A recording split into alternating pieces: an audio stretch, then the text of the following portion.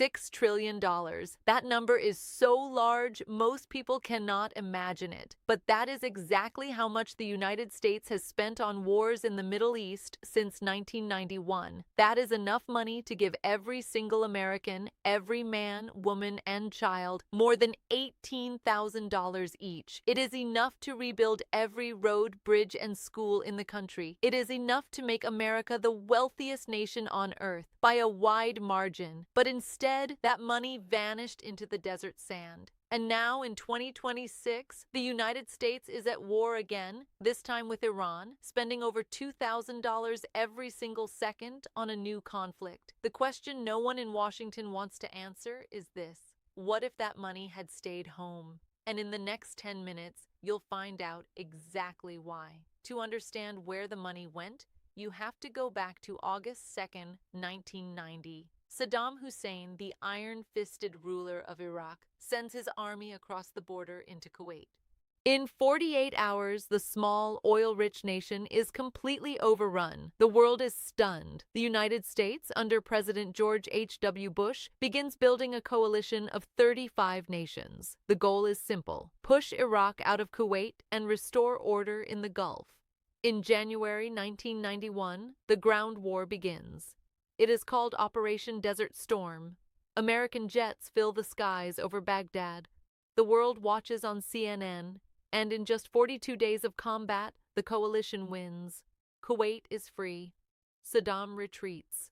It seems like a clean, fast victory. The total cost of the Gulf War is $61 billion at the time, roughly $140 billion in today's money. America pays only a fraction of that. Saudi Arabia, Kuwait, the UAE, Germany, and Japan cover nearly 90% of the bill. For the United States, it feels almost free. But the story does not end there. Saddam Hussein stays in power. American troops stay in Saudi Arabia. Sanctions grind Iraq into poverty. And in the background, a new threat is growing, one the world barely notices yet. His name is Osama bin Laden, and he is furious about American soldiers standing on sacred Muslim soil. For 10 years after Desert Storm, America lives in what feels like peace. The economy booms. The Cold War is over. Technology is exploding. In 1999, the U.S. national debt is the smallest it has been in decades. Budget surpluses are piling up. Economists predict America could pay off its entire national debt by 2013. The future looks bright. Then September 11th, 2001 happens. Everything changes. The United States is not just at war, it is at the beginning of the most expensive military campaign in its entire history. First comes Afghanistan in October 2001. Then, in March 2003, President George W. Bush orders the invasion of Iraq, arguing Saddam Hussein possesses weapons of mass destruction. No weapons are ever found, but the war has already begun, and this time, America is paying alone. The price tag climbs fast. In the first month of the Iraq War, the United States spends $10 billion, then $20 billion, then $50. Reconstruction contracts flow to private companies. Billions disappear into projects that are never completed. The Special Inspector General for Iraq later documents billions wasted, stolen, or simply unaccounted for. What happened next shocked the world. A country that entered Iraq with promises of a quick mission ends up occupying it for nearly a decade. Meanwhile, Afghanistan drags on. Year after year, soldiers rotate in and out. Equipment wears down and has to be replaced at enormous cost. A single F-22 fighter jet costs over $300 million. Each Tomahawk cruise missile fired at a target costs about $2 million, and thousands are fired. The bills do not stop when the fighting slows down. Veterans return home needing medical care, mental health support, and disability payments, costs that will stretch out for 50 years into the future. By 2014, researchers at Harvard University calculate that Iraq and Afghanistan together will cost the United States somewhere between $4 and $6 trillion once all long-term obligations are included. For comparison, the entire Apollo space program that put men on the moon cost roughly $280 billion in today's money. America could have gone to the moon 20 times for what it spent in Iraq alone. But the spending does not stop. U.S. forces stay active across the Middle East, in Syria, in Yemen, by proxy, in Saudi Arabia, in Qatar. Iran is always in the background. Since the Islamic Revolution of 1979, the United States and Iran have been locked in a cold confrontation. Sanctions, proxy battles, assassinations, cyber attacks, each escalation raises the temperature. No one pushes for all-out war until 2026. No one saw this coming at the speed it arrived. On February 28, 2026, the United States launches strikes against Iran under what the Pentagon calls Operation Epic Fury. Within the first 100 hours, the Center for Strategic and International Studies estimates the cost has already hit $3.7 billion. By day 12, it is $16.5 billion. The Pentagon submits a request to Congress for $200 billion more. $200 billion in one conflict, in 1 year. Now stop, pause the clock, and ask the most important question in this entire story. What if, just what if, the United States had taken every dollar spent on Middle East wars since 1991 and invested it at home instead? We are talking about $8 trillion, maybe more. Let us look at what that money could have built.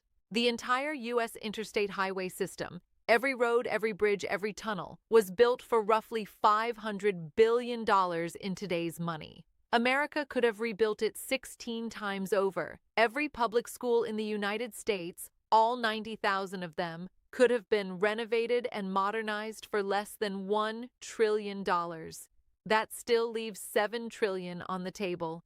Think about job creation. The construction industry estimates that every $1 billion invested in infrastructure creates roughly 13,000 direct jobs. $8 trillion in domestic investment would have created over 100 million job years of employment, not just for soldiers, for engineers, teachers, nurses, factory workers, truck drivers, the kind of jobs that build families and communities and stay in America. What about per-person income? The United States currently has a GDP per capita income per person of roughly $80,000 per year, placing it among the top 10 nations globally. But economists at Brown University and the Watson Institute have argued that war spending actively drains the economy. It adds to the national debt. It pulls educated workers into the military instead of productive industries. It raises interest rates over time. It slows growth.